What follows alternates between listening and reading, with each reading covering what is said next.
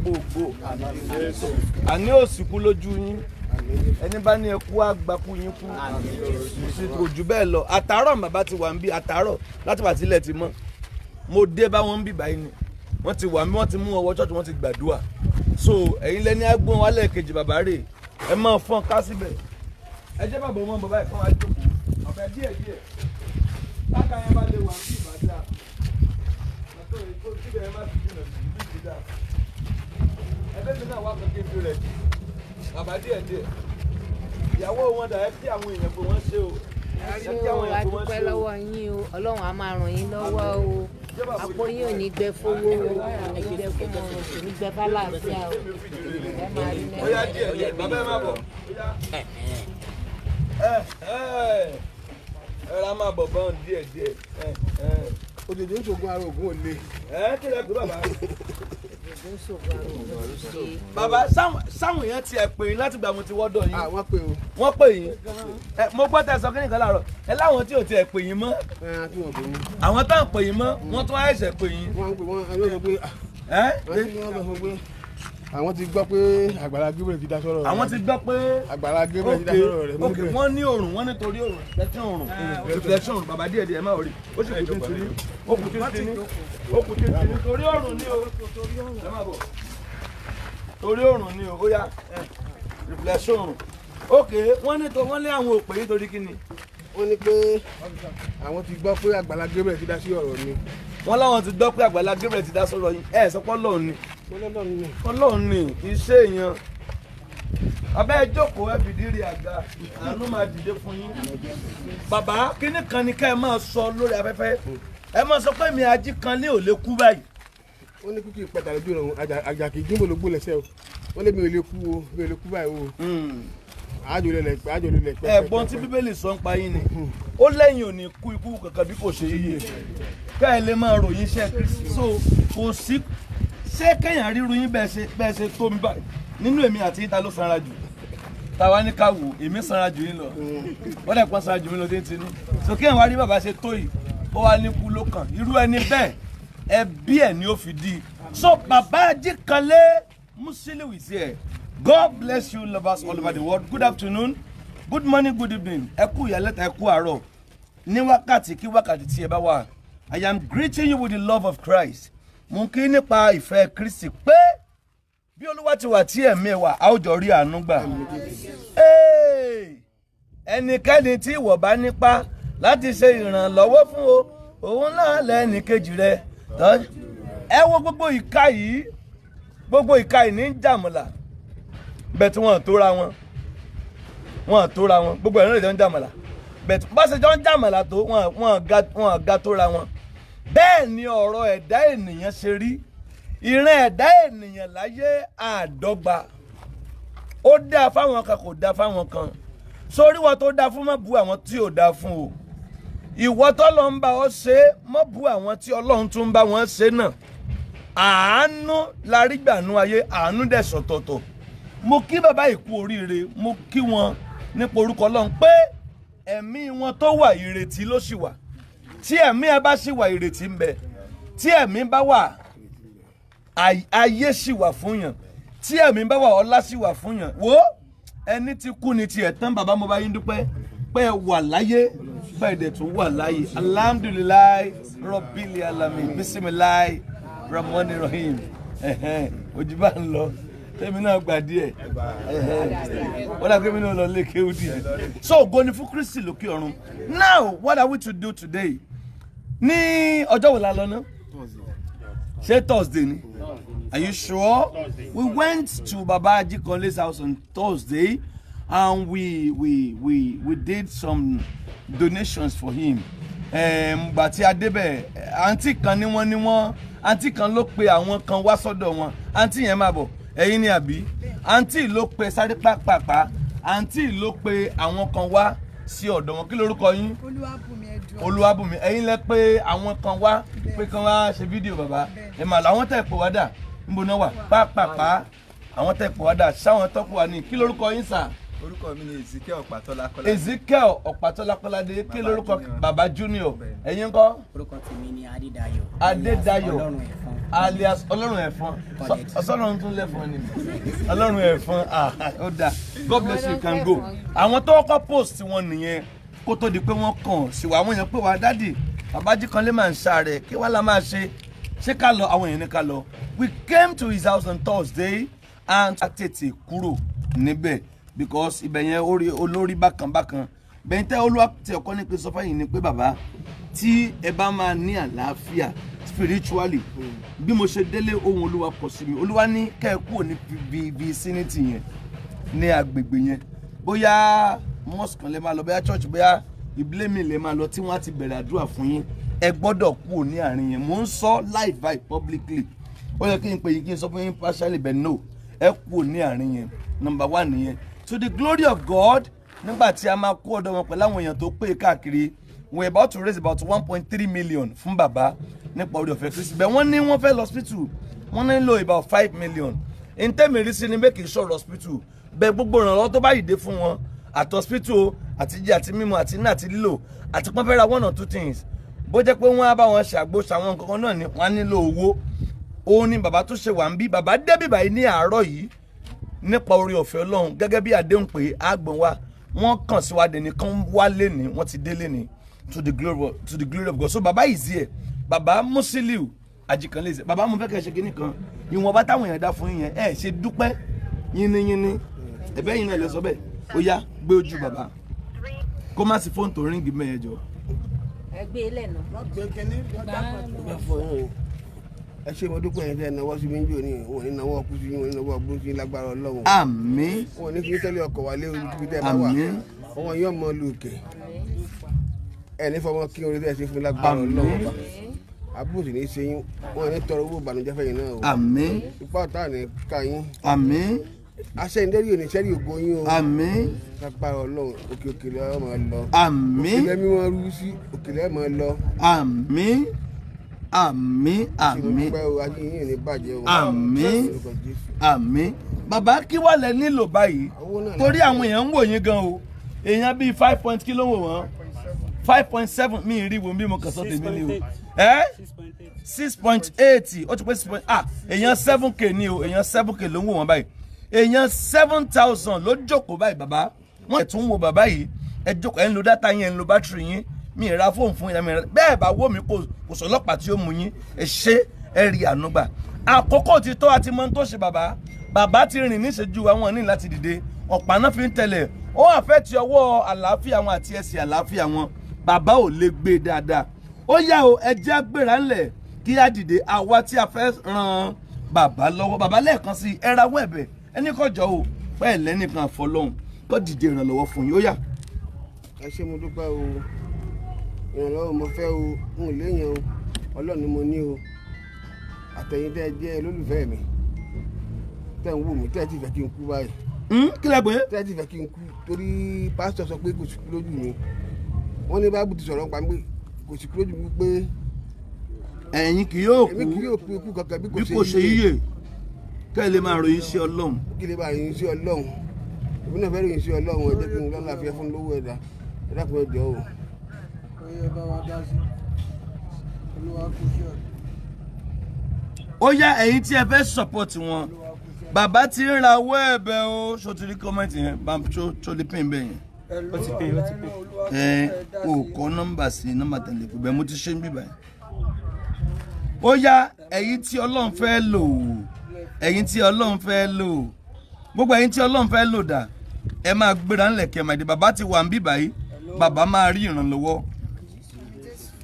torí fídíò ọjọ́ yẹn ó mood a kò sọ̀rọ̀ dáadáa ariwo so àwọn èèyàn ò enjoy fídíò yẹn bẹ́ẹ̀ fídíò tèmi ẹ enjoy ẹ gbádùn rẹ̀ wọn pẹ́ dẹ̀ ti ń fíw fún bàbá níbi tí ẹ wà God bless you lovers ẹ jẹ́ ká dìde láti máa support wọn ẹ máa ṣe kìnìún díẹ̀díẹ̀ ẹ máa bá wọn sọ̀rọ̀ díẹ̀díẹ̀ gbé sójú bàbá kí bàbá máa béèrè ìrànlọ́wọ́ lọ́wọ́ àwọn èèyàn. ẹ pè padà lẹ́yìn ètò náà.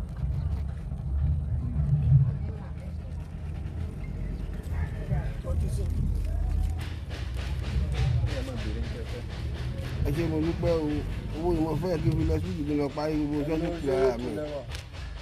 ṣé hospital lẹ fẹ́ lọ ni bàbá? Sórí ètò lẹ́wà mà. Ẹ lọ hospital náà. mo fẹ́ lọ síbi mo sì fẹ́ tọ́jú ara mi náà láti àlàáfíà ní kókó gbàgbé àlàáfíà inú mi ó dùn mo ti wà ní orí ọ̀tẹ̀ lọ́rùn ọdún 7. Bẹ́ẹ̀ ṣe wà níbo sọ bàbá? mo ti wà ní orí fọ́dún 7 kò tẹ́ mi lọ́rùn. Bẹ́ẹ̀ ṣe wà nílé fọ́dún méje 20,000 kan ti wọlé o. Bàbá tá a bá ti ń dárúkọ owó ẹ̀yin ó kàn máa dúpẹ́ yẹn. ẹ ṣe mo dúpẹ́ ẹ̀rẹ́ sáré o mo fi owó sí ń lọ àánú lẹ ṣe àlẹ́ lẹ́yìn. Ẹ̀gbọ́n tí bàbá sọ bàbá láwọn òṣìṣẹ́ owó sí wa lọ́wọ́ o wọ́n láàánú lẹ ṣe o wọ́n ní àánú la ṣe o bàbá ẹ̀ẹ́dẹ̀rẹ̀ àánú ọ̀hún gbàdélẹ̀ ẹ ti rí gbà ẹ ti rí àánú gbà. Àánú lẹ rí gbà àánú lẹ rí gbà àánú lẹ rí gbà àánú lẹ rí gbà àánú lẹ rí gbà àánú lẹ rí gbà àánú lẹ rí gbà àánú lẹ rí gbà àánú lẹ rí gbà àánú lẹ rí gbà. Ẹ̀yin crew ẹ̀yin sọ̀rọ̀ bí ẹni tí ó ti jẹun látàárọ̀ kí Olúwa kó mí sí yín. Àánú lẹ rí gbà àánú lẹ rí gbà àánú lẹ rí gbà àánú lẹ rí gbà. Jésù Olúwa wa. Orin yẹn kejì dàbí ìgbà tí erin bá ń sọ̀rọ̀ níjẹ́ ṣé ẹ̀kọ́ ń gbà kẹta sáwọn tó mọ oníkọ́ wá láàrin yín. Ó yá o ẹ já dìde ìrànlọ́wọ́ fún bàbá. Bàbá nílò rẹ̀. Bàbá needs bàbá Musiliu Ajikanle. I want to appreciate those who have been supporting in one way or the other. Ògo ni fọ́lọ́run láyé yín o. Ẹ kú iṣẹ́ o. Àwọn èèyàn ti ń múra láti máa ṣe. Àwọn èèyàn ti ń múra 10,000 kan ti wọlé. ẹ ṣe mo dúpẹ́ àbúrò ní ti yín ẹ̀rín sáré. Ẹ bá ń bẹ̀rẹ̀ sí ní ṣí pẹ̀lú 1.3 million yẹn. Ní kẹ́ ẹ bẹ̀rẹ̀ sí ní ṣí pọ̀ mọ́. Ẹ bá máa ṣí pẹ̀lú 1.3 million yẹn. Kí bàbá ó ra àánú gbà. Kí torí bàbá yìí kò sí kú lójú wọn. Ẹ̀yin wo lẹ dá bàbá mọ̀ dáadáa? Ẹ̀yin tẹ́ bá dá wọn mọ̀.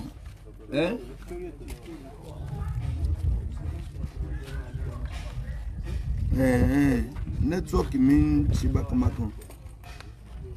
Ẹ bá ń ṣe dátà sí eléyìí. Bẹ́ẹ̀ pọ̀jù kí dátà wà ń bẹ̀. 07054 900 751 07054 900 751 07054 900 751 o nọ́mbà tẹ́ máa pè sí. Ó yẹ máa pò wọlé ẹ máa send receipt yín wọlé ẹ máa comment pé n tẹ́ fún bàbá rẹ̀ bí ẹ ti mọ̀ pé gbogbo ẹ̀ ni wọ́n máa pè ní orí afẹ́fẹ́. God bless you lovers, we really love you. Ṣé nẹ́tíwọ́ọ̀kì bí ìdẹ́ dá báyìí?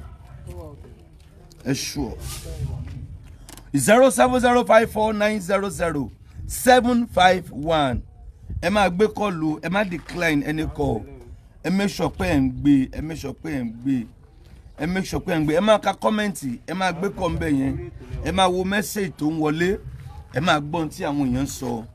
Yes, sórí ètò lẹ́wà ma.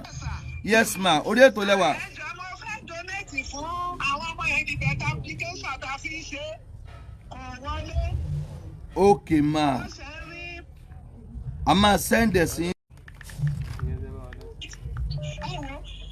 Àkọlé kẹta fi sí ti ní ìrọ̀lẹ́ mú yàrá kú ṣẹ́ni tí bàbá bá rí wípé sí wọn àmìjú wọ́n ti fẹ́ dákú ní ìmọ̀ ọ̀gọ́dà. 1.3 35,000. Oya one oya aṣí 20 kan 10 kan 10 kan 5 kan.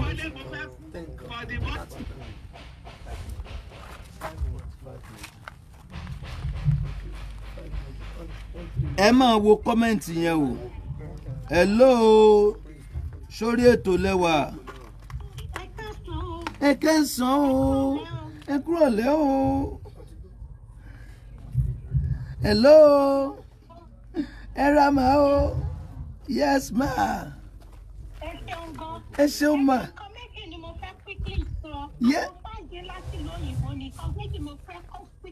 Yes ma. neglect hospital torí pé máa ní ẹ BP wọn sọ̀rọ̀ mi yé yín. Ó yé mi mà. Yes ma. Wọ́n ní kán gbé bàbá lọ hospital o. Bẹ́ẹ̀ ni ma, we do that. We will do that. It's 07054 900 754. Olúṣọlá O Ajayi 50,000 naira. Ẹ wá bá ń pàtó fún wọn. God bless you, we love you. Ẹ ṣé o. Ẹ máa dúpẹ́ dáadáa. Ẹ ṣé mo dúpẹ́ àárẹ̀ òní sí yín. Sórí ìjókòó tí mo wà ní nẹ́tíwọ́ọ̀kì mi ṣe ń ṣe bálabàlá ni. Nẹ́tíwọ́ọ̀kì gbọ́rọ̀ Olúwa o. 1,395,000. Èló ló pe yẹn? 10,000. 20 kan ti wọlé ń bí o. Oya. Oya, níbo Pọ́ọ̀lù wà fún mi? Níbo Pọ́ọ̀lù wà? Sáré lọ pè fún mi. Sáré lọ pè fún mi. Hello, bàbá yẹn máa dúpẹ́. Yes ma.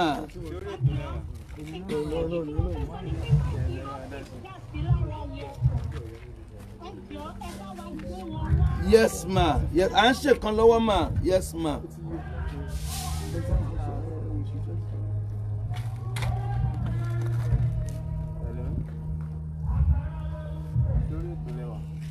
Sórí ètò lẹ́wà. Okay. Ó jẹ́ lò. 1,425,000. Hello, yes ma. Sórí ètò lẹ́wà. Yes ma. À ń gbọ́ yín mà. Ma. Hello ma. Ṣé network bí dàbí wò? Mo à pẹ̀lú yín mà. Hello ma. Lóde. Hello ma.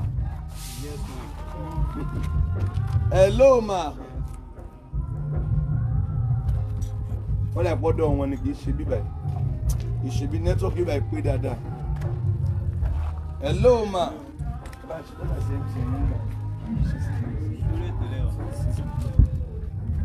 5,000 kan ti wọlé. Ó yá. Ẹ ṣé mo dúpẹ́ àárẹ̀ òní sí yín o. Amen. 1,430,000. 1,430,000. Ẹ ṣé mo dúpẹ́ àbúrò ní sẹ́yìn náà wọ́n ní dáwọ́ wọn níbi 5,000. Iṣẹ́ yìí ní ibi ìṣẹ́ o. 5,000. 1,435,000. 1,435,000. 1.435. 07054 900 751. Ẹnu ara ilẹ̀ fi kan méje. Ẹ máa sọ̀rọ̀ sílé bàbá. Ẹ ní dákẹ́ ọ̀rọ̀ sọ. Ó yẹ bàbá ẹ máa sọ̀rọ̀. Ẹ máa dúpẹ́. Ẹ máa Ẹ ṣé mo dúpẹ́ àárẹ̀ òní sí yín o. Ẹni sáré tọmọtọmọ o. Àpò yín ò ní gbẹ o, ẹni wówó tí lágbára Ọlọ́run. Àmín. Wọ́n ní sẹ́rí mi o, sẹ́rí ò ní sẹ́rí yín o. Àmín. Ẹ̀mí yín ò ní bọ́ lójijì ẹni. 15,000. Ẹni kúkú àìtọ́jú lágbára Ọlọ́run, àárẹ̀ ò ní sí yín lágbára Ọlọ́run. 15,000.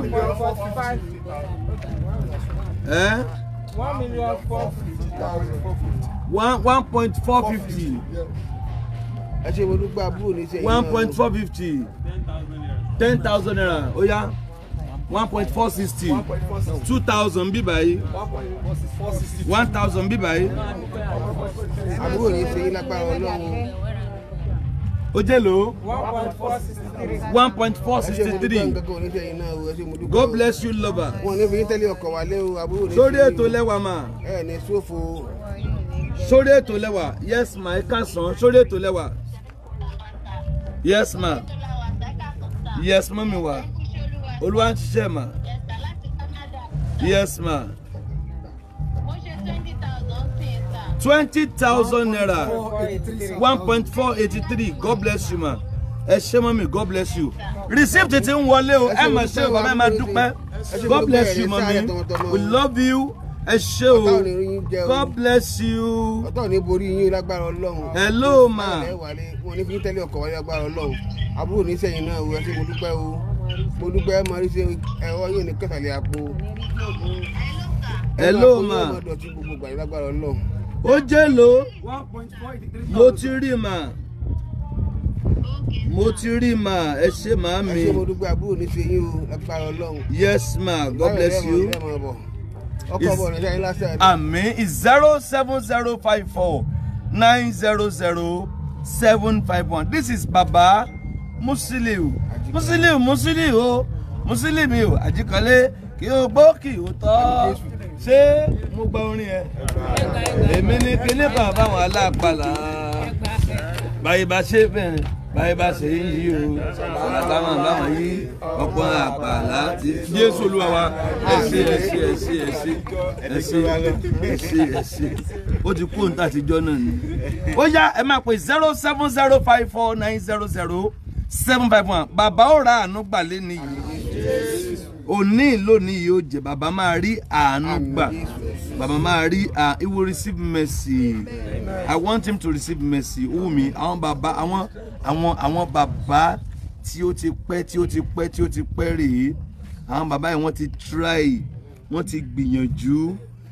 Wọ́n ti ṣe gudugudu méje yà mẹ́fà. Ẹ bá máa gbá wọn kọ yẹn 07054 900 751. ẹ ṣé mo dúpẹ́ àbúrò ní sẹ́yìn náà wọn ní tẹ́lẹ̀ ọkọ̀ wálé o. Àmín. wọn ní dìpọ́tù yín o. Àmín. wọn ní tọrọ owó fáwọn náà. wọn ní tọrọ owó fún yín lágbára Ọlọ́run. Àmín. 5,000 naira. wọn ní tọrọ owó fún yín lágbára Ọlọ́run.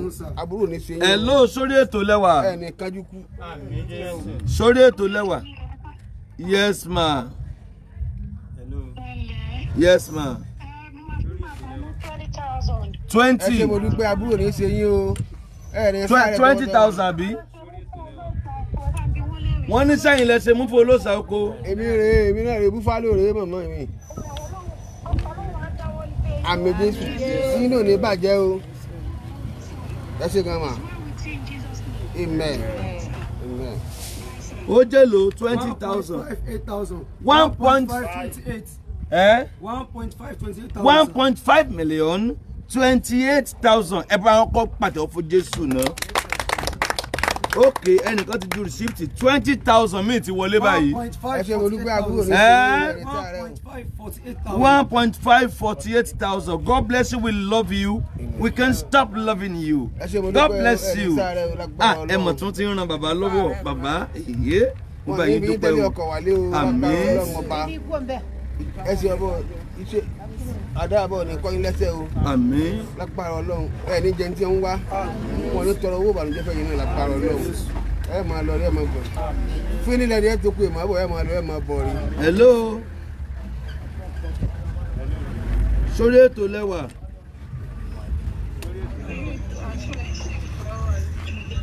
Sórí ètò lẹ́wà.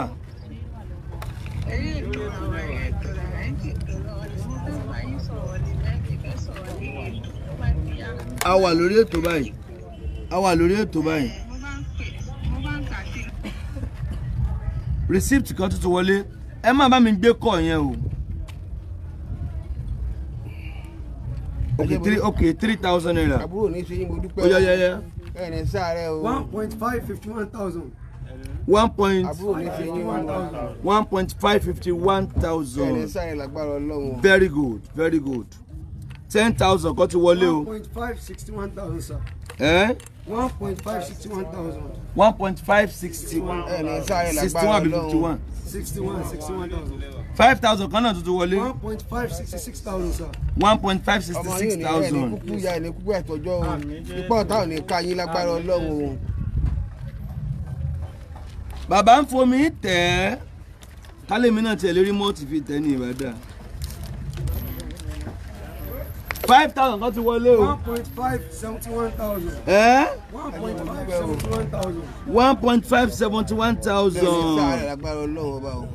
àbúrò ní sẹ́yìn o. 5,000 kan ti wọlé o. 1.576,000. 1.576,000. 5,000 kan náà ti wọlé. 1.581,000. Bàbá ẹ̀ mọ̀ ọ́n ráàánú gbà. Èso tẹ́rẹ́tẹ́rẹ́. bó ṣe wà ní 2,000 kan ti wọlé. ẹ máa rà àánú gbàlà bí tẹ́ bá wà ẹ máa rà àánú. ìtọ́lọ́run máa ń ṣe lágbàlá Gebrrie nìyẹn o. ṣé mo dúpẹ́ àbúrò kò ní jí ó dúró. kò ní bàjẹ́ fún yín wọn ní tọrọ. 2K kan ti wọlé. 1.585,000. èmi nìkan tán. wọ́n ti fún mi mọ́ọ̀tì. bójú ẹ sọ máa wo mọ̀tì náà yìí. ogun ẹ̀jẹ̀ tó mò ń bọ̀ mọ́ pé donation báyìí. wọ́n ti donate mọ́ọ̀tì fún dádì náà.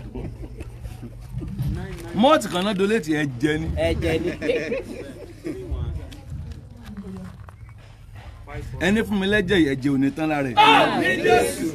ẹ̀yin ọlọ́wọ́ kò mú òòlù ẹ mọ́ mú mọ́ọ̀tì mi o torí sì ni màá tún wà tí wọn aláàyè pọ̀ ẹ̀jẹ̀ sórí ètò lẹ́wà.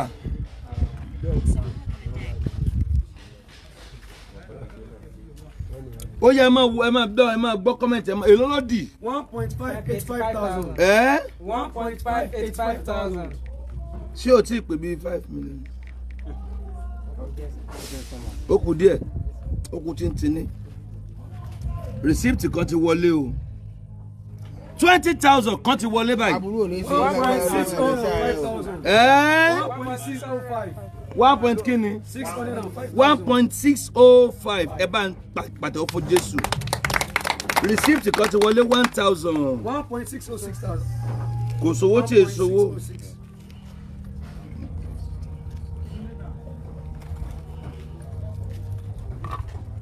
20,000 naira.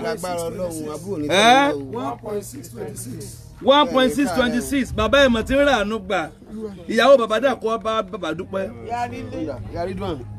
yàrí dín táwọn ni yàrí dín. yàrí dín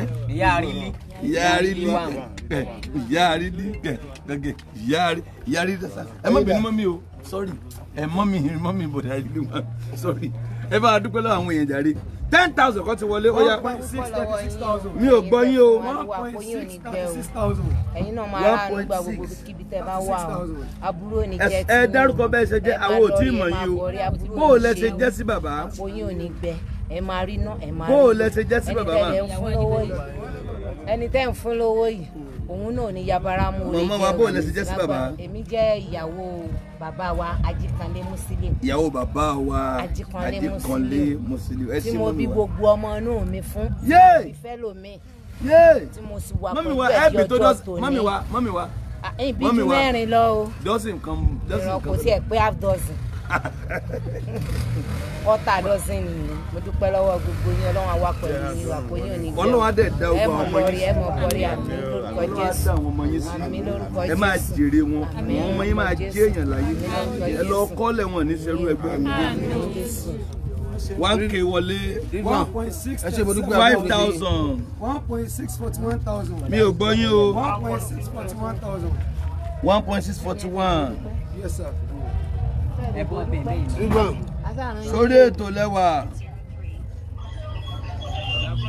sórí ètò lẹ́wà ó jẹ́ lò. 1.641,000 sir. sórí ètò lẹ́wà à ń gbọ́ yín o à ń gbọ́ yín sà.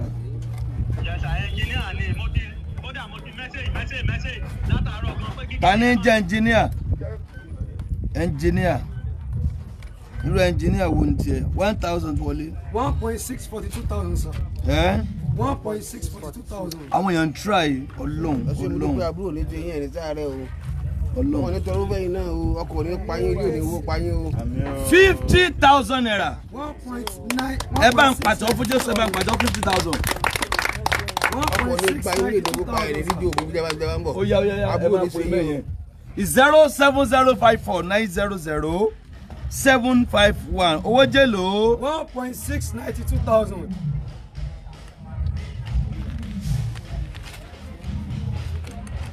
bẹ́ẹ̀ ni sófò tọmọtọmọ wọn ní tọrọ owó fún yín o. àmín. ọkọ̀ ní gbáyàn ní rídíò ògùn. àmín. ògùn onírè ọkọ mi ẹdùn atolúwẹrí ẹ̀gbọ́n òṣèlú ti kọra rẹ̀ lébè. mọ̀rìwò láti ògùn mọ̀rìwò náà ni ó tara ògùn ti ẹ̀mí ti ẹ̀mí òkúta àná bí àná ni o. ẹ tó ní tẹ kọ̀ọ̀kan náà. ògùn onírè ọkọ mi ẹdùn atolúwẹrí ẹ̀gbọ́n òṣèlú ti kọra rẹ̀ lébè. ògùn ni mo ń kí bàbá mi. ẹ má kí ògùn mi. 10,000. mo ti wo kámẹ́rà eré mo ti bí àyà lọ. Ok, bẹ́ẹ̀ sẹ́ wo kámẹ́rà ẹ̀ ṣe. mo ti wọnú tẹ̀yẹ lọ báwọn. Ẹ ti wọnú tíátà lọ. 1.702. ẹ pé àbúrò mi tẹ̀yìn náà ẹ ti ṣòfò ọkọ̀ ò ní pa yín o agbára ọlọ́gàn kò ní ṣe yín. ẹ ṣe mo dúpẹ́ o ẹ ní ọ̀rọ̀ lápá lẹ́sẹ̀ o wọn ò ní dá jókòó àwọn tí wọ́n ṣe irú ilé ìfẹ́ mi ní ìsìn wọn mọ̀ pé ilé padà já sí ọ̀rọ̀ mi pàgbàjá tó pẹ́ ayọ̀ mi padà tó ládùn ìbànújẹ́ ní ìgbà kan ẹ̀rín ló padà. nígbà kan ebi pa mí nínú ilé pẹ̀lú bó ṣe wà tí mi rí jẹjẹ gbogbo nǹkan nìyá mi ti tà tán àwọn àbúrò náà jẹ wọ́n ti tẹ́ lágbára nígbà tó yá àwọn ọ̀rẹ́ mi ò tiẹ̀ gbé kọ́ mi mọ́ mo lọ́ọ̀rẹ́ tá a jọ sunu yàrá kan tí ò gbé kọ́ mi mọ́ dàárọ̀ yìí nígbà àkọ́kọ́ bẹ̀rẹ̀ ó gbìyànjú ti ta gbàgbọ́ lágbára nígbà yẹn kò tí wọn fi ẹ̀ bá mi sọ̀rọ̀ mọ́ gbogbo sá fún mi wọ́n rò bó ti tán ìdí òun rò pé kọ́ ọlọ́run ó gbẹmí padà ẹni tí ó tọ́jú tèmi. Àmín. wàláì mo gbé mi wọ́n ti fi jẹ́ mi lórí wọ́n ní mi lè wọ́n ní akẹ́fẹ́ ṣe tinú wọn ni mo sì ti mọ̀ pé ọlọ́run ó yọ mí níjọ́ kan lágbára ẹ̀yin náà tẹ̀ ń wá fún mi lówó tí mo fi ń ná tí mo ń ná yìí lágbára ọlọ́run wọn ní táwọ́ sí yín torí ẹ táwọ́ sí mi ní báyìí wọn ní táwọ́ sí yín lágbára ọlọ́run gbogbo ẹni tó bá táwọ́ aburú sí yín yóò forí ara ẹ̀ gbé títà kò bá sùn yóò fà yẹ kó ẹja tilẹ̀kùn bẹ̀rù ṣọ́ọ̀ṣì la wà wọ́n jà lọ́kùnrin bẹ̀rù ṣọ́ọ̀ṣì la wà ilé Jésù la wà ilé Jésù la wà. Bàbá o bàbá Ajikanle ṣé Ajikanle ń sọ ni mú yín tòótọ́ ni Ajikanle mo ṣe bí ànagijẹ ni. Búfálò ní jíjẹ mi. Búfálò kí ló ń jẹ́ búfálò. inú fíìmù nínú fún olóṣù kó tí mo máa ń bẹ ilé ẹ̀kan mo ti jẹ́ búfálò. Bàbá ẹ rí ìrànlọ́wọ́ Ọlọ́run. I feel for you, Baba. I feel for you. I feel for you, Baba.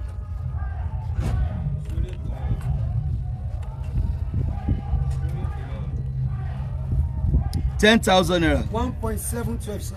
1.712. 1.712. Yes, sir. Ẹ má bá ń gbé kọ́ yẹn 07054 90 0754. ọkọ̀ ní payọ́ ọwọ́ yóò ní kẹsàrí àpò ẹnu àpò yóò máa dọ̀tí lágbára Ọlọ́run. Ẹnikẹ́ni ẹni náwó tán ẹnu àpò wọn máa dọ̀tí. Ẹnu àpò mi yóò máa dọ̀tí. Ẹnu àpò wọn máa dọ̀tí. yóò máa dọ̀tí ni. Kéta àpò wọn sì máa dọ̀tí. Kéta dẹrù tó bá ń tọ́ ọ̀wọ́n gbogbo àti bá mú nǹkan jáde níbẹ̀ yóò máa dọ̀tí. Tá bá ń tọ́ ọ̀bọ̀n gbogbo ẹ̀ yóò máa dọ̀tí. wọ́n máa rí nǹkan mú jáde níbẹ̀. Ọkàn wọn máa rí nǹkan mú jáde. So ẹni tí àpò ẹ̀ bá mọ́ jẹ́ àpò mi náà bóyá ó dọ̀tí. Jẹ́ àwọ̀ àpò mi náà bóyá àpò mi dọ̀tí. Àpò mi wà. Ó dọ̀tí.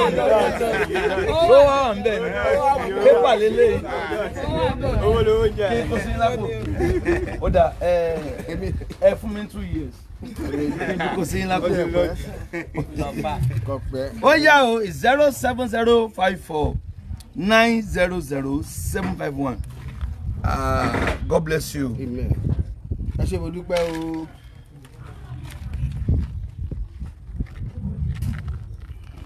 Bàbá àánú ni kẹ́ ẹ máa béèrè lọ́dọ̀ Ọlọ́run.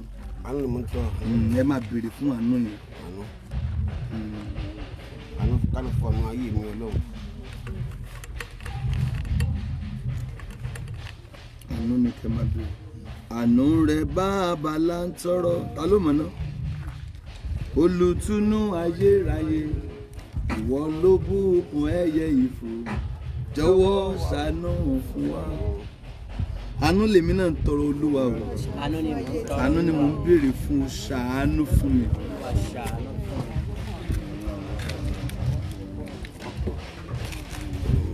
Ó kù ìṣẹ́jú 5 káwo ohun tí ó ṣẹlẹ̀ fún bàbá. Bàbá máa rí àánú gbà. Bàbá ẹ pẹ̀lẹ́, ìrànlọ́wọ́ á dìde, àánú á dìde, ojú ò ní tì yín. Ó tún wá jẹ́ Monday ọjọ́ Ajé, ẹlòmíín wà lẹ́nu iṣẹ́ weekend. Ẹ má wọrí, ìyanu ó ṣẹlẹ̀. Eléyìí ayé ọjà gbogbo ọ̀sẹ̀ yẹn àwò tí ó ṣẹlẹ̀. Ọlọ́run aláàánú yóò fi àánú ẹ̀ hàn. Yóò fi àánú ẹ̀ hàn. 10,000 naira. 1.722. Kílẹ̀ pé 1.722. 5,000 naira. 1.727. 1.727,000.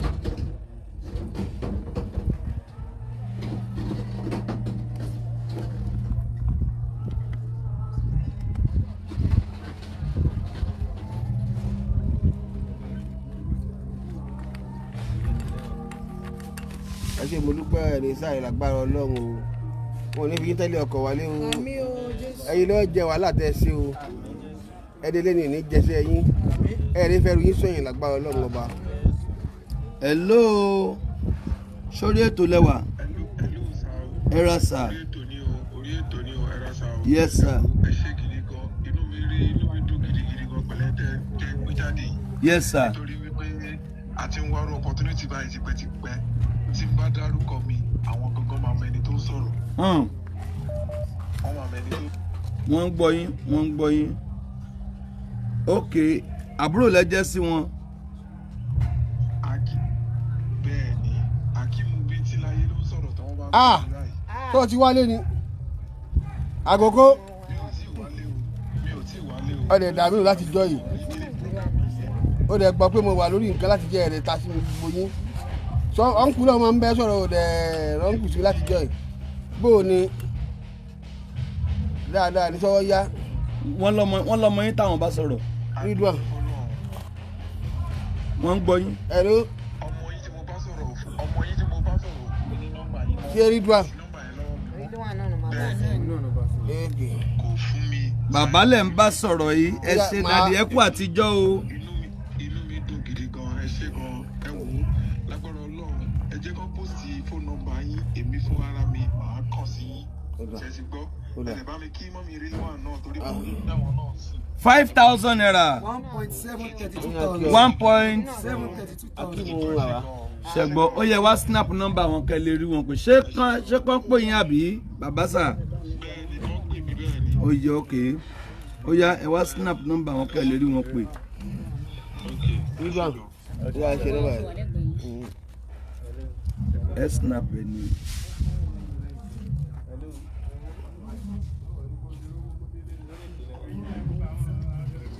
ó ti bẹ́ẹ̀ very good ó yá ẹ̀yin tẹ́yìn náà fẹ́ ní nọ́mbà wọn tẹ́ fẹ́ máa pè wọ́n tẹ́ bá pè wọlé á fún wọn ní nọ́mbà yín. You know, we are not allowed to call 2 numbers on this platform torí àwọn scam torí àwọn scam yìí náà ní nǹkan láfi máa ń sọ fún yín pé àní nọ́mbà méjì nọ́mbà kan péré là ń lò má yẹ kán scam ẹ àwọn ọmọ yẹn pọ̀ ń gbòòrò gan inú ń bí wọn wọ́n para lọ́wọ́ gan wọ́n para gan. 10,000 naira.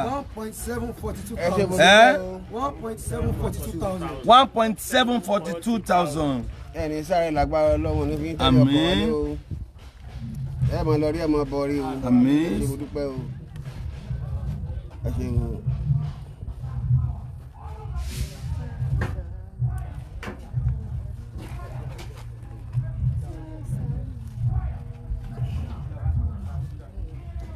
$30,000 naira. 1.772. 1.772,000. 1 point kini 772,000, sir. 1.772. Mi ò mà tí ì rẹni fún wọn ní 100. Àhá bàbá àánú ọmọdé. Ẹyẹ èèyàn mi ó yá èyí tí ì rẹni sọ pé bàbá mo ju 100 sí àti rí wàásù àbí àti ìrọ̀gọ́rùn àti rí 200. Ẹ máa wò ọlọ́ndẹ̀dì yóò ṣe normal sí yóò dá fún yín ibi ẹ tí mo ò ní dí kò lè dí. Àbùdíntolókun àbùdíntolọ́tà àpò sàṣàmùrà ọ̀gbẹ́rí àpò yìí ò ní gbé lágbára Ọlọ́run. àpò sàṣàmùrà. ẹ̀rín wọ́wọ́ tì.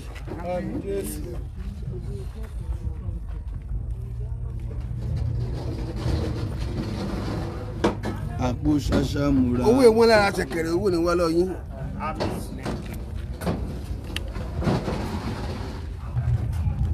àpò ṣàṣàmùrà. Kí ni jẹ́ ṣàṣàmùrà náà? Àpò kan ní jẹ́ bẹ́ẹ̀. Sápò àjálẹ̀ ajílẹ̀ lẹ́ẹ̀pẹ́ bàbá jáde. Etí odò ni wọ́n wà ṣàṣàmùrà. Etí odò ni ṣàṣàmùrà máa ń wà. Ṣàṣàmùrà ṣàṣàmùrà o ṣàṣàmùrà àpò ṣàṣàmùrà kì í gbẹ. Àpò ṣàṣàmùrà kì í mọ ìṣòfò. Bàbá Ajikanle ló jẹ́ àmọ́. Jésù Olúwa wa. Àmín. For the boy. Hello sir, good evening daddy wa. Ẹ ṣeun sir. Yes sir. Sórí ètò lẹ́wà. Yes sir. Yes, sir. Send the messages. I know how busy. Pápá orí ètò la wà kí lẹ fẹ́ sà. Ah, ó dà sà. Àwọn ò sí lórí ètò. Àárín ètò náà. Hello daddy wa sà. Ẹ káàsán sà, orí ètò lẹ́wà. O Jésù ṣiṣẹ́ sà. Yes sir.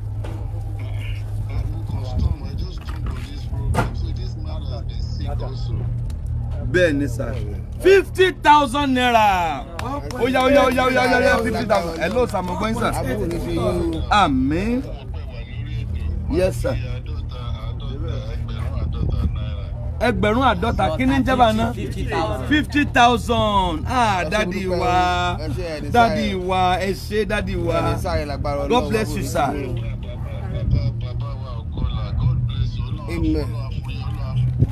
Àmín. Àmín. Yes sir. Àmín.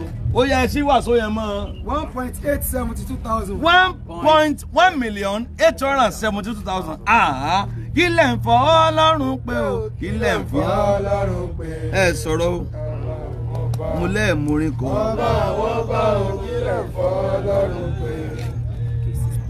Àwọn tí mo kó wá lénìí, wọ́n ṣe kwaya ọmọ ìjọ ni wọ́n. Mẹ́mbà ni wọ́n, àbí wò lápẹ́. Ó yá o. Hello, sórí ètò lẹ́wà. Hello. Sórí ètò lẹ́wà. Ẹ ṣe 5,000. God bless you ma. God bless you mommy. We love you. 1,877,000. Ma. Ẹ ṣe ma. 2,000 kan ti wọlé o. 1,878,000. 1.878. Mi gbọ́. 1,879,000 sir. 1.879. Ẹni tọ́lọ́ ń fẹ́ lò fún 100 dà fún 200 dà. Àwọn huge supporters wa rò pọ́n lẹ́nu iṣẹ́. God bless you, we love you. Thank you for supporting. Gbogbo ẹ̀yin tí Ọlọ́run ń lò lọ́wọ́lọ́wọ́ báyìí tọ́lọ́run dẹ̀ tuntun lò. Ẹ máa rí àánú gbà. Ẹ máa rí ọwọ́ Ọlọ́run. Ojú ò ní tì yín o. Ojú ò ní tì yín o. Ojú ò ní tì yín o. The tummy needs to go down. Bàbá ṣé bàbá ní kùn ni? Bàbá ò ní kùn.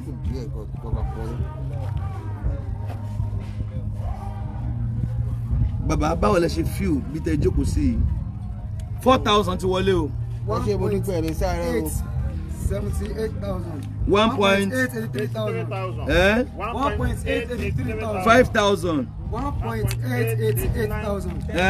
1,888,000. 10,000 bẹ́ẹ̀ yẹn. 1,898,000. 1.898,000. 1.898,000.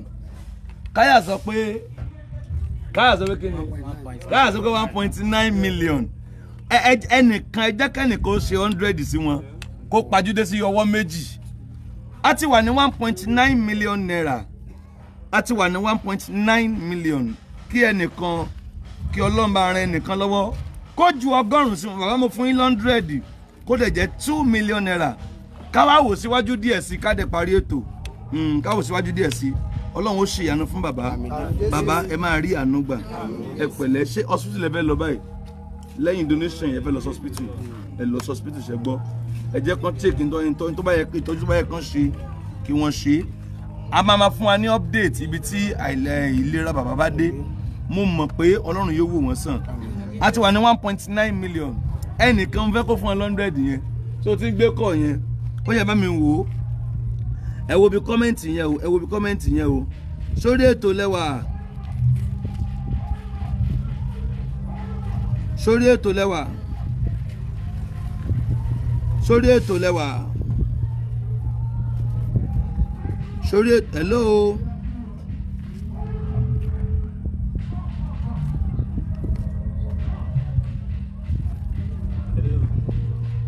Hello, sórí ètò lẹ́wà. Sórí ètò lẹ́wà. Orí ètò lẹ́wà sà. Ẹnìkan ló máa fún bàbá 100 tí ó fi pé 2 million. Hello sà ń gbọ́ yín sà. Baba Musiliu àbí Ajikanle. Baba Musiliu Ajikanle Buffalo. Ẹ ti máa rí wọn lórí ètò náà wà báyìí.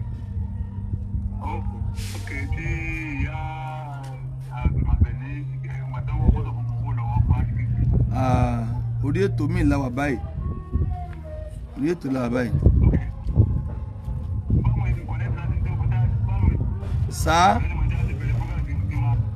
Sá tàbá ti parí ẹ̀ lé pé ẹnìkan ló máa fún bàbá ní 100 yẹn tí a fi pé 2 million káwá wo ntọ́lọ́ máa ṣe ẹ ṣe gan sá 10,000 naira God bless sir 1.910 God bless you sir ẹ ṣe sir God bless sir God bless you ẹ ṣe gan.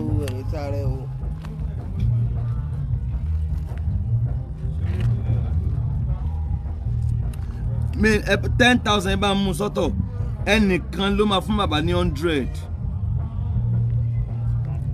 10,000 mi náà ti wọlé irọ́ máa ṣe ọ̀tọ̀ 20 ẹnìkan ẹ máa wo ẹnìkan ní fún bàbá ní 100 ṣe a ti wà ní 1.9 million àwọn méjì ti fún bàbá ní 10,000 jẹ́ 20,000 ẹnìkan ní fún bàbá ní 100 bàbá mo gbé 100 ilé ó jẹ́ 2 million 10,000 méjì wọlé àbí ṣé bẹ́ẹ̀ ni are you sure ẹ sure pẹ̀lú ohun tẹ́ ń sọ báyìí kò dá mi lójú o báwo ni màá ṣe mọ̀ God bless you God bless you God bless you we love you we love you we love you ẹ wo kọ́mẹ́ǹtì o ta ló ń fẹ́ fún bàbá 100 àkáǹtì yẹn dẹ̀ wà pinned o wà pinned ó ń lọ ó ń bọ̀. Bàbá wọ́n ní kẹ́ ẹ ráwọn èèyàn létí pé ẹ ṣeré Mufutau kù. Okay. Wọ́n ní kẹ́ ẹ máa ráwọn èèyàn létí báyìí lẹ ṣe Mufutau. Pé wọ́n lè kópa nínú ẹ̀. Àwọn ìyàwó yín àtọmọ yín bẹ́ẹ̀ kó nù èsè mi o. Ta ló fẹ́ bá ń fún bàbá ní èlò náà? 100 yẹn tó fi máa pé 2 million. Èlò ló tutù wọlé o. Èlò ló tutù wọlé o.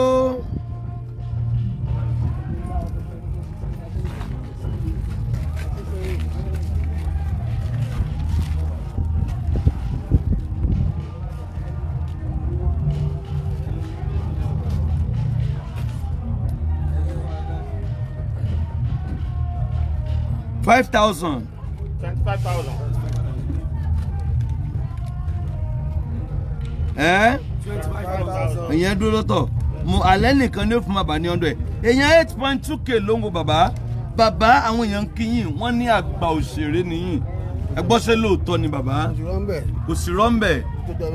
Ó tójọ́ mẹ́ta. Mo ṣe olóòtú kí mo ṣe búfalo ń bẹ̀. Má. Èmi mo jẹ́ kó wọ́n rí ọdún Adékọ́lá mú gbà náà tó lóun mú fún olóòtú kú.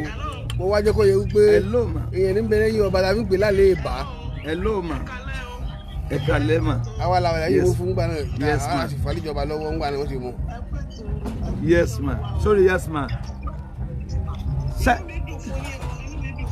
Ẹ ṣé ma. Yes ma. Yes ma. Yes ma.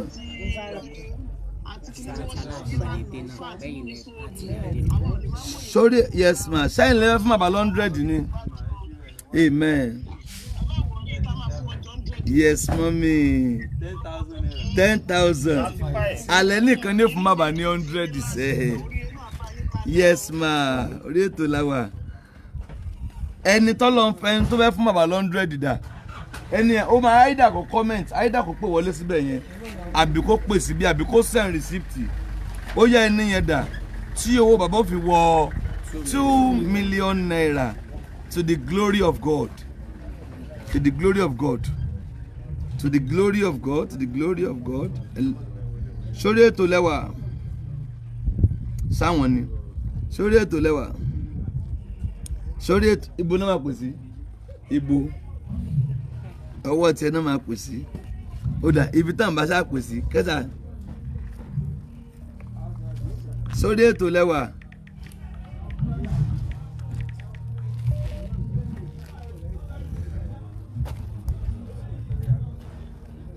sórí ètò lẹ́wà sà. Agbala Gebrrie lẹ́ ń bá sọ̀rọ̀ sà.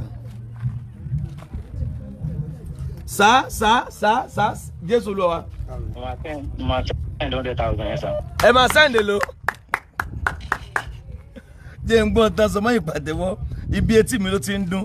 Bàbá máa sọ̀rọ̀ dáadáa sí mò ń bọ̀. Ẹ má bínú o. Mo fẹ́ káwọn èèyàn gbọ́ dáadáa.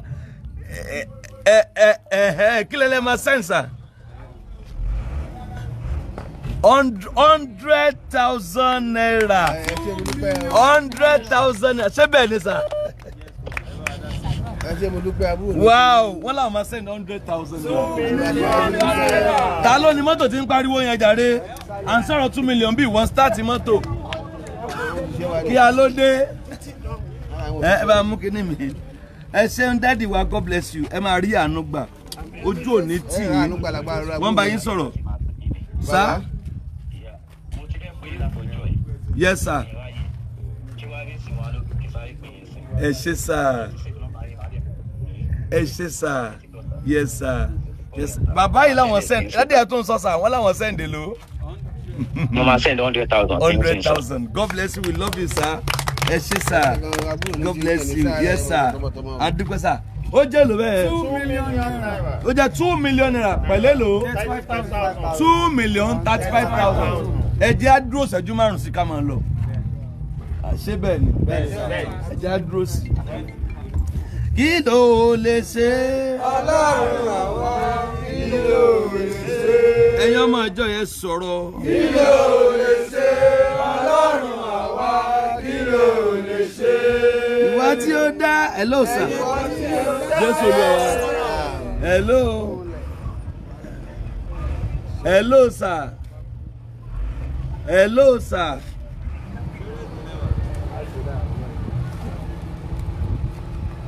$2,000 ti wọlé, $3,000 ti wọlé. 37,000.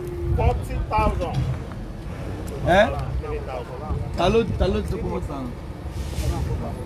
2,000, 3,000, 40,000, 2,040,000. 2,40,000.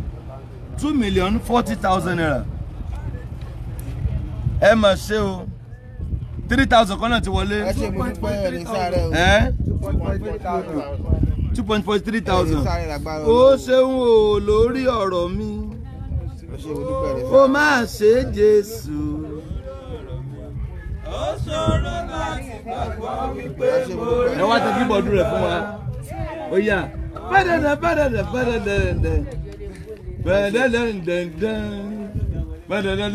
Sọ náà ni.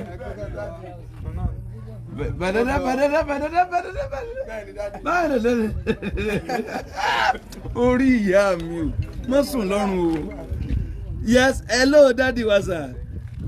Orí ètò lẹ́wà. Mo ti ìyá orí ètò lẹ́wà, mo mọ̀ orí ètò lẹ́wà, ẹ má bínú. Mo ti ṣe 50,000 ẹ̀ so bóyá nẹ́tíwọ̀kì yẹn ló ṣe. Ẹ̀yin lélẹ̀ máa ṣe 50,000 lẹ́ẹ̀kan. Ẹ ṣé gan ma. Ẹ ṣé gan sir. Ìjọ mo máa jẹ́ kẹ́ ẹ mọ̀. Yes sir. Mo ti fẹ́ bẹ̀rẹ̀ question kan, mo ní mo mọ̀ pé ẹmọ ẹni tó ń sọ.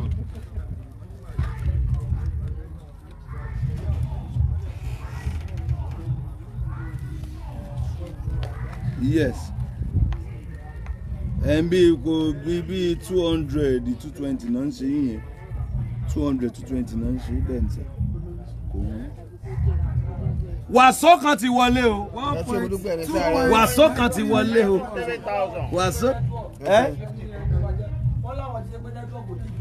Ọkùnrin àbí? Ajẹ́pọ̀ ni. Aṣọ ilé lò. 2.43. Yes daddy, thank you sir. Yes sir. Sórí ètò lẹ́wà. Bẹ́ẹ̀ni sà, mo ń wo program lọ́wọ́ sà, Joyland ló ń pè látàkùrẹ́ ní Sísáṣá Olú. Yes ma. Yes. Yes ma. God bless you ma.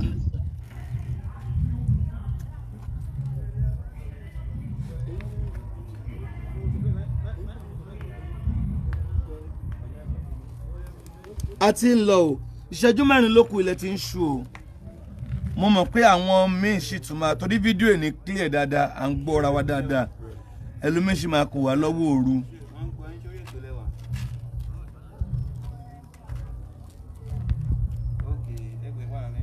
Kí náà pè é? Daddy tèmi náà ti kú 23 years ago. Ọlọ́run fọ̀run kẹ́ bàbá o.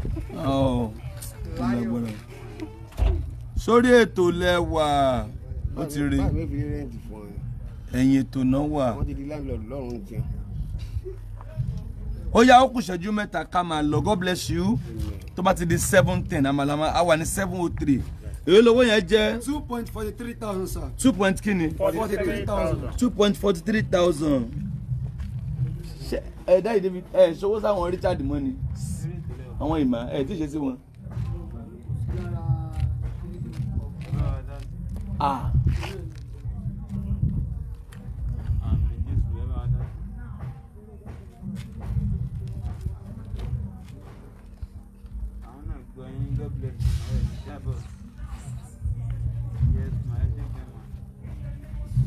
Ó jẹ́ lò. 2.43,000. 10,000.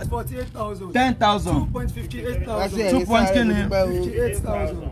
Mo dúpẹ́ ní sáré lágbára Ọlọ́run o. Wọ́n ní dáwó fún yín o, wọ́n ní tọrọ fún yín o. Àpò yín ò ní, ọwọ́ yín ò ní kẹtàlẹ̀ àpò yín ò ní gbẹ. Owó kì í wọ́n lára ṣẹ̀kẹ̀rẹ̀, owó ni wọ́n lápò yín lágbára Ọlọ́run. Ẹ ṣé mo dúpẹ́ o. Bàbá Ìbàdàn rèé o, Aláàfin wọn lè tẹ́rẹ̀ o. Come on, talk and your pin. The account number is 01991315544. 2.60 million. 2.60,000. 2.60 million.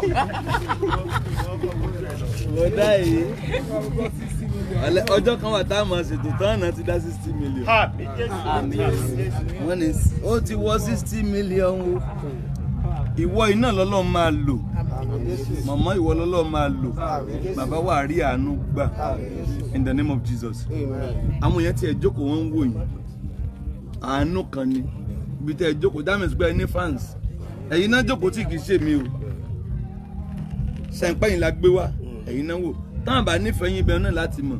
A ti parí tipẹ́tipẹ́ bàbá wọn wò yín ẹ wá dìde. A máa relé. Ẹ̀yin ọlọ́kọ̀ yẹn lọ́gbọ̀n ní mọ́tò. Ó ní kí n bẹ tá a máa kọ fẹ́rẹ́ yẹn tí èrè ọ̀bá dùn jọ. Kílẹ̀ pé. Ó ní kí n bẹ tá a máa kọ fẹ́rẹ́ tí èrè ọ̀bá dùn jọ lẹ́kọ̀ọ́. Tí èrè ọ̀bá dùn. Tí èrè tó bá gbé wá sí ọ̀bá. Ẹ ṣé o, ẹ wá máa lọ. Eré wọn ò dùnnú, àlọ́ ti apá ẹ̀. Eré wọn ò dùnnú. Olúwa o. Ọlọ́mọdé kọrọ orin bá ń fún mi. Táyé bá ti rí mi kán máa dunnú. Àánú kan ni pé wọ́n rí ọ wọ́n ń dunnú, wọ́n rí ọ wọ́n wù ọ́. Aláìmọye èèyàn owó bí tó wà. Wọ́n rí ẹ bí ẹni tí ò rí ẹ. Bàbá mi wà ń bì àmọ́ pẹ̀lẹ́ bò ní. Wọ́n dẹ̀ rí ẹ. Wọ́n kàn lẹ́jú ẹ ni. Ẹni tó bá lẹ́jú ẹ wọ́n náà lẹ́jú ẹ. Wọ́n bá láwọn ò rí ẹ wọ́gán lémi kò rí. Ní tí òmù kan rí ọ ń bọ̀. Nígbà nǹkan yẹn bá dé.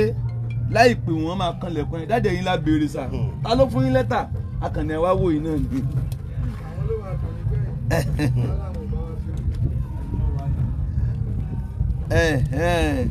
Ó yẹ ẹja máa lọ 10,000 naira. 2.70,000. 2 point kí ni? 70,000. 5,000. 2.75,000. 2.75,000. 2 point kí lẹ pé? 75,000 sir.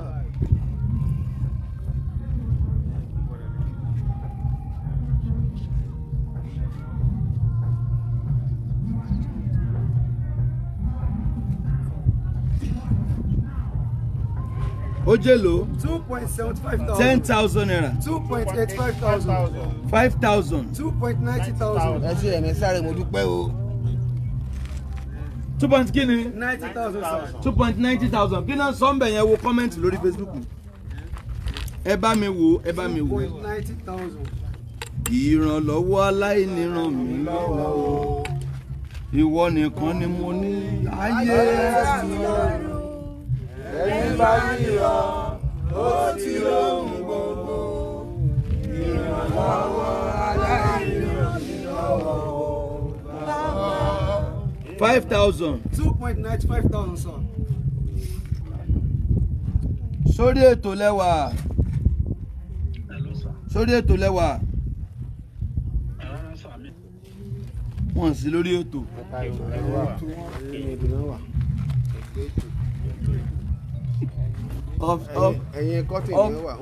Upstairs ètò náà. wọn àwọn ènìyàn sì lórí ètò gbogbo ẹ̀yin tẹ́ lọ ń forúkọ mi scam Ọlọ́run ṣèdájọ́ yín o Ọlọ́run ẹ máa retí ikú láìpẹ́ gbogbo ẹ̀yin tẹ́ lọ ń forúkọ mi scam ó sì mọ orúkọ mi ó lọ fi sí péèjì ó dẹ̀ fi ń gbowó ó lè jẹ́ wo bí ẹnu mi ò ní gbófo Ọlọ́run ò lè bá wọn jẹ́ èèyàn láyé 15,000 2.1 million ó lé 5,000 2.1 million naira gbẹ̀yìn tẹ̀ ń forúkọ mi scam ní ìfẹ́ sọ nǹkan kan ṣé mo ti sọ̀rọ̀ ni èmi kàn advice wọn ni mo ní ikú ń bọ̀ lórí wọn ní ìlú òde tán bá repent ikú ò ní dé tán bá ń bá a lọ bẹ́ẹ̀ ọ̀run máa kéde ikú wọn lójijì torí ó ti sú àwọn fans wa 10,000 kan ti wọlé àwọn kan tó wá lọ sí opay wọ́n lọ sí opay ìyìn ló opay o mi ì ló pampe o wọ́n lọ sí opay wọ́n dẹ̀ fi Gabriel Amusan sí wọ́n lọ sí opay wọ́n lọ sí pampe wàá rí wọn lórí Instagram tá bá ti send opay ọ̀ràn sí ọ pampe ọ̀ràn tọkọ Gabriel Amusan èmi kọ́ o mo ti máa ń sọ fún yín àkáǹtì kan là ń lò and that is why àpàkáǹtì méjì lórí péèjì rí àpè nọ́mbà méjì rí àkáǹtì tá à ń lò is 01991315544 01991315544 GT Bank Gabriel Amusan kò jù bá ń lọ nọ́mbà tá a dẹ̀ ń lò is 07054900751 bẹ́ẹ̀ lomi ò tún ní gbọ́ tún lọ bọ́ sọ́wọ́ mi ní sọ jù báyìí lọ o a lè wá rú àwọn yẹn tì ìdájọ́ wọn ń bẹ láàyè kò kú ń bẹ wọn á gbà lójijì ẹ̀rù abá wọn ó rò pé ó lè ṣe yẹn kó mú jẹ gbogbo ohun tó wù kó fi rọ́kó jọ wọ́n máa ná lẹ́yìn ẹ̀ ni wọ́n forúkọ mi scam ẹ ṣe máa Jésù Olúwa wa ẹ má tí ì fàṣẹlẹ̀ so má ṣerú ẹ̀ gbogbo ẹ̀yin tẹ́lẹ̀ ń scam yẹn lọ ṣọ́ra ìwọ náà má jẹ́ scam ẹ má jẹ́ scam ẹ. wọ́n láwọn múra lílọ abroad wọ́n send message sí lórúkọ Agbala Gebrrie. voice note gan ni wọ́n máa lọ abroad next week. kí lẹ́yìn náà wàá rò náà. lójú ẹsẹ̀ mo ti gbà pé. no that's it ẹni tó lóye gan ó ti mọ̀ pé ńgbà wọn èmi now sìn ẹ wo message tó wà níbí báyìí ẹ wo message tó wà níbí báyìí sìn ẹ wo bá ń fi hàn wọn message mélòó ló wà níbí message mélòó ló wà níbí sọ̀rọ̀ sókè náà 30,248 message. 30,248 message. Mo ní 30,248 message lórí WhatsApp màá wá ráyè máa ṣáàtì ẹ lórí Messenger ẹlòmíì wọn máa ṣáàtẹ wà lémi mò ń ṣáàtẹ èmi ṣáàtì ìwọ lọ láàrin ìṣẹ́jú kan mo ní 50 miss call láàrin 1 minute mo ń wo 50 wọn náà ti mọ̀ pé scam làwọn eléyìí wọn ní ẹ lọ go and come in I see kìnnìkan about you scam ni ìwọ náà ṣọ́ra ìwọ náà ṣọ́ra àwọn. wọ́n fẹ́ gbọ́ ní o bí wọ́n bá ti dá akọkùn àní Gabriel Agbala Gebrrie wọ́n fẹ́ gbọ́ ní o ẹ mọ̀ jẹ́ wọ́n ṣiṣẹ́ yín o wọ́n fẹ́ ṣiṣẹ́ yín ni o. ọ̀pọ̀lọpọ̀ wa ń pè pé dádì ẹ̀yin ni ẹ ṣọ́ra ẹgbọ́n bóòlù mi ò sì ṣọ́ra ẹgbọ́n ta ni kó ṣọ́ra ẹgbọ́n ta ni kó ṣọ́ra àwọn tó fẹ́ kó sí wọn lọ́wọ́ ni kó ṣọ́ra sẹ́mi ni màá ṣọ́ra ni dádì ẹ wà kẹ́ fún o wọ́n ti fẹ́ máa forúkọ yìí ṣe kíní kan kí wá ní kí n ṣe sí i ìta sọ là ń sọ ìwọ ni kò kíyè sára o ti mọ péjì tó ń fọ́lọ́ o ti mọ̀ a wà ní 555,000 followers báyìí ẹ̀wọ̀ ẹnìkan tó wá ní 1,000 followers wọ́n á sọ pé èmi ni lójú péjì kan lọ Instagram Agbala Gebrrie ni o ti mọ̀ mi lè wá sínú any page tó bá ti follow tán bá ti ń bèrè lọ́wọ́ ẹ̀ directly èmi kọ́ tán bá ti lè inbox ẹ̀ directly èmi kọ́ I don't mean time ọ̀dà ẹnìkan láàyè wá dà 20,000 ẹja máa lọ 2.140,000 ẹja dé 2.2 ká máa lọ ó yá God bless you ẹ mà ṣe o ẹ mà ṣe ń wá ẹ mà ṣe ń wá ẹ mà ṣe ń wá ẹ̀kọ́ sókè ẹ mà ṣe ń wá ẹ mà ṣe ń wá ẹ mà ṣe ń wá Jésù mi o ẹ ṣe o ẹ mà ṣe ń wá ẹ mà ṣe ń wá ẹ ẹ mà ṣeun wá. àmọ̀ wá dúpẹ́. àmọ̀ wá dúpẹ́. àmọ̀ wá dúpẹ́. àmọ̀ wá dúpẹ́. àmọ̀ tọ́pẹ́ dá o. àmọ̀ tọ́pẹ́ dá. àmọ̀ tọ́pẹ́ dá. àmọ̀ tọ́pẹ́ dá. Jésù mi o. Jésù wá o. ẹ ṣé o. ẹ ṣé o. àmọ̀ wá dúpẹ́. àmọ̀ wá dúpẹ́. àmọ̀ wá dúpẹ́. bàbá wa kan wà ń bí ní ìrọ̀lẹ́ mo bá wọn bí bàbá wa Pastor Lai Hadis ẹ wá kí àwọn èèyàn ẹ wá kí àwọn Pastor Lai Hadis ilé ayé tá wà asán ni ẹ yá bá ń gbójú wọn bàbá yìí kí àwọn èèyàn sórí ètò lẹ́wà. ẹ kúrò lẹ́ gbogbo ẹ̀yin èèyàn anikawa yọjú sí Agbala Gebrrie ni èèyàn wa dáadáa ni a ti wà tipẹ́tipẹ́ bó tiẹ̀ jẹ́ onígangan wa ní láyé ìjọ́un ṣùgbọ́n nísìnyí pásítọ̀ táyé ń gbọ́ tí gbogbo ayé ń gbà tiẹ̀ ni tó dẹ̀ ń ṣe dáadáa ẹjọ́ gbogbo ẹ̀yẹn tẹ́ ń ran Agbala Gebrrie Foundation lọ́wọ́ ẹjọ́ ẹ má yẹ kí apá kan yín ẹjọ́ Ọlọ́run á máa túbọ̀ gbẹ̀yìn náà sókè ẹ ṣe gangan nìkan àkànwá ṣàbẹ̀wò fún wọn ni o ẹ ṣe gan, God bless you. má ṣe mí lálàádúrà alákìsà má ṣe mí lálàádúrà. ẹ ṣe gan. Baba Lai Hadis Baba Lai Hadis baba rè o Lai Hadis àwọn living legend àwọn oríire baba ẹ kàn méjì mẹ́ta tọ́lọ̀ ti tara yín bless inú orin. ṣé láàrin àwọn yìí. láàrin àwọn tó ń kọrin. wọ́n pọ̀ gan-an. ẹ kàn méjì mẹ́ta.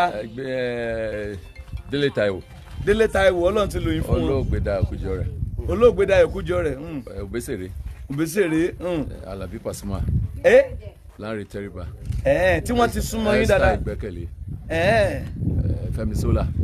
Baba. Yínká Ayéfẹ́lẹ́. Baba MON. ṣé ká dúró mbẹ. MON ẹ̀yà tẹ́ MON tún. kí ló dé Ọlọ́run òye dáadáa ni Ọlọ́run lò wá fún. Ọlọ́run lò yín fún wọn. orin ẹ̀ Ọlọ́run lò wá fún. gbogbo wọn náà ni wọ́n ń wò yín nípa oore ọ̀fẹ́ Jésù àwọn náà ń kí yín. Ọlọ́run ṣe Agbala Gebrrie ẹjọ́ ẹ̀yin tẹ́ ń ṣàánú yẹn ẹ máa ṣàánú lọ. Ọlọ́run á máa gbé yín ga. Ọlọ́run á máa túbọ̀ gbé yín sókè. Àánú yẹn Ọlọ́run á jẹ́ kẹ́yìn náà rà àánú gbà. Ọmọ yín á rà àánú gbà. Àwọn èèyàn yín á rà àánú gbà. ẹ ní kú lójijì. Bàbá kí ló mú kẹ́dé bí ìgbà tá à ń bọ̀lẹ̀ kẹ́ ẹ sọ kinní kan ẹ sọ pé ẹ ní kinní kan transparency pé bọ́n ṣe ń da pé wáyé tán lọ fi ṣe kinní kan wáyé tán fi ń di like ẹ ń sọ̀rọ̀ yẹn lẹ́ẹ̀kan. Nǹkan tó ṣẹlẹ̀ ni pé mo rò pé bọ́n ṣe ń fún Agbala Gebrrie Foundation lówó tó wá jẹ́ ibòmíì ó yẹ kán máa kó sápò nìkan máa ná. sọ ẹ gbogbo mi ó yẹ kán máa kó sápò. a rí pé transparency wà ní làwa náà fi wá pé ká wá dúpẹ́ lọ́wọ́ àwọn èèyàn tó ń donate yẹn torí pé owó yẹn wọ́n lò judiciously kò dẹ̀ sẹ́ni tó ṣubú téèyàn ń gbé dìde tọ́lọ́run nígbò náà dìde.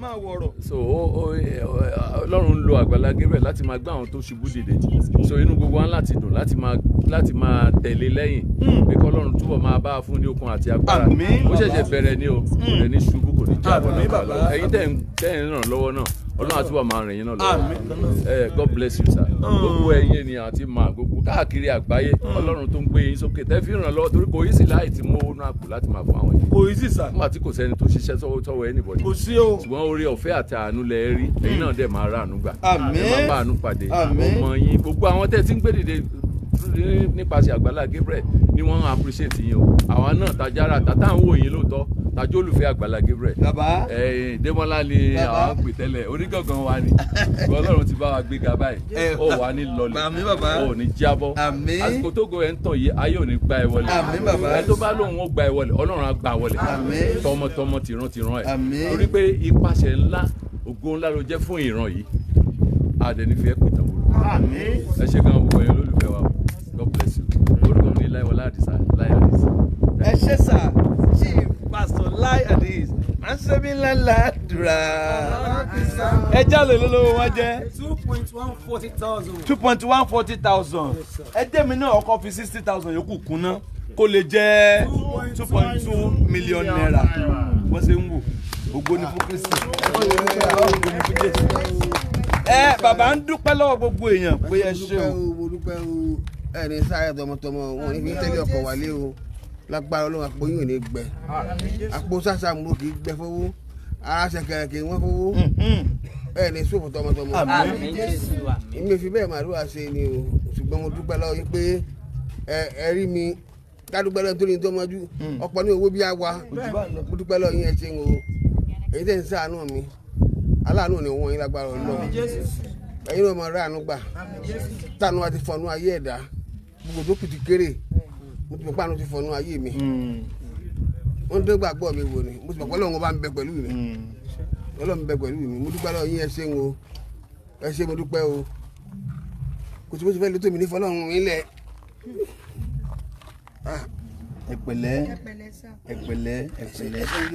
We will upgrade you, we will update you rather. Sorry, upgrade you ko. Emergency boost. Ta ló rán mi léèbù gan. Ẹ wò a máa jí ẹ mọ̀. Ẹ já save torí àwọn èèyàn kan. We are going to update you concerning Baba's health. Bí Ọlọ́run bá ṣe ń jẹ́ kí health wọn improve sí, a jẹ́ ká máa mọ̀. So, ọ̀la nípa orí ọ̀fẹ́ Ọlọ́run, bàbá mọ̀ lọ hospital nípa orí ọ̀fẹ́ Kristi. 2.2 million naira ti wà nílẹ̀ fún wọn lé ní 2.2 million naira. Àmọ́ tí ó ṣẹlẹ̀ kí ilé ọ̀la tó mọ́ nípa orí ọ̀fẹ́ just dáadáa ni ó ṣẹlẹ̀ nípa donation wọn ni mò ń sọ. People might still watch it overnight and they might wish to do something, and I believe people are still going to support more and more. So bàbá ń lọ hospital láàárọ̀ ọ̀la, please pray for him. Bàbá Sule Suebibi, please pray for him. Ilé wọn ni wọ́n ń ṣe lọ́wọ́ lọ́ọ̀kan yẹn, sáré gbé sáré àlùgbọ́n náà.